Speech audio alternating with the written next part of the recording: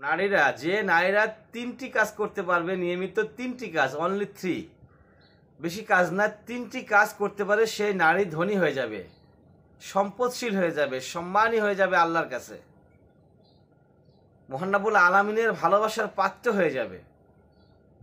নারীরা হচ্ছে রহমত, নিয়ামত। পৃথিবীতে যে নিয়ামত রয়েছে, অনেক অনেক নিয়ামত রয়েছেন, সেই নিয়ামতের ভিতরে শ্রেষ্ঠ নিয়ামত হচ্ছে নারী। মহান রব্বুল আলামিন নারীদেরকে শ্রেষ্ঠ নিয়ামত হিসেবে পৃথিবীতে পাঠাইছেন। সেই নারীদেরকে রেসপেক্ট করতে বলা হয়েছে। নবী মুহাম্মদ সাল্লাল্লাহু আলাইহি ওয়াসাল্লাম বলেছেন, নারীদেরকে পুরুষের বাম পাঁজরের হাড়, বাঁকা হাড় দিয়ে তৈরি করা হয়েছে। কোন হাড় দিয়ে? বাঁকা হাড় দিয়ে তৈরি করা হয়েছে। তা বলছেন যে এই বাঁকা হাড় সোজা করতে যেও না, বাঁকা হাড় সোজা করতে যেও না, আবার বাঁকাই ছেড়ে দিও না। এটা বিষয়টা চিন্তা হয়ে গেল না, যে বাঁকা হাড়টাকে বাঁকাই ছেড়ে দিও না, আবার সোজা করতে যেও না। সাহাবীরা রিপিট প্রশ্ন করলেন, যে আল্লাহ নবী, বিষয়টা বুঝলাম না, যে সোজা করা যাবে না, আবার বাঁকাও ছেড়ে দেওয়া যাবে না, তাহলে?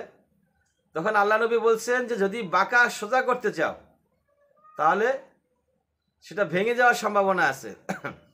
মানে অতিরিক্ত, এখানে বুঝাইছে যে অতিরিক্ত শাসন করবে না, অতিরিক্ত শাসন করবে না, আবার বাঁকাই ছেড়ে দিও না, মানে একবারেই ছেড়ে দিও না, একবারেই শাসনবিহীন রেখে দিও না।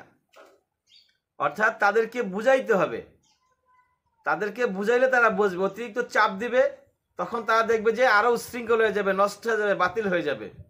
আবার একবারে ছেড়ে দিলেও তাই হয়ে যাবে। সেজন্য মিডিয়াম পজিশনে তাদেরকে সুন্দর করে, আদর করে, যত্ন করে, প্রেম ভালোবাসার মাধ্যমে বুঝাইতে হবে।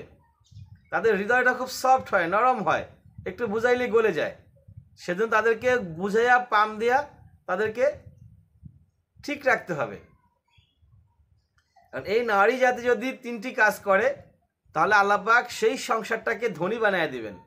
নাম্বার 1, 1 নাম্বার, ফজরের সালাত, ভোর রাতের সালাত, ফজরের সালাত সময় মতো আদায় করতে হবে। সময় মতো যদি ফজরের সালাত আদায় করেন, তাহলে সেই সংসারে কোনো প্রকারের অভাব থাকবে না। নাম্বার 2, 2 নাম্বার হচ্ছে বিসমিল্লাহ। প্রত্যেকটা কাজের শুরুতে বিসমিল্লাহ বলতে হবে। সে যেই কাজটাই করবে, সকল কাজের শুরুতে বলতে হবে বিসমিল্লাহ। বিসমিল্লাহর খুব পাওয়ার। বিসমিল্লাহ বলে কাজ করলে কাজে আল্লাহ পাক বরকত দেয়। কোনো কাজে সে ফেল করে না, যে কোনো কাজ হোক সেই কাজে সে ফেল করে না। বিসমিল্লাহ বলে একটা জিনিস কোনো জায়গায় রাখলে সেখান থেকে সহজে খুঁজে পাবে, হারিয়ে যাবে না। একজন নেশাখোর স্বামী ছিলেন, তার স্ত্রী ছিলেন দিনদার, ফরেজগার ব্যক্তি। সে সবসময় যে কোনো কাজ করতো, কাজের শুরুতে বিসমিল্লাহ বলতো। তো নেশাখোর স্বামী তাকে বেইজ্জতি করার জন্য একটি টাকার থলে তাকে দিলেন, যে না টাকাটা রাখো, আমি যখন চাইবো তখন ফেরত দেবা, ওকে। তখন সেই স্ত্রী বিসমিল্লাহ বলে তার বাসার একটা জায়গায় রাখলেন। স্ত্রী যখন টাকাটা ওখানে রেখে ওখান থেকে চলে আসলেন, স্বামী কী করলেন, চুপিসারে ওই টাকাটা নিয়ে ওখান থেকে দূরে সরাইয়া দিলেন, অন্যত্র ফালাইয়া দিলেন।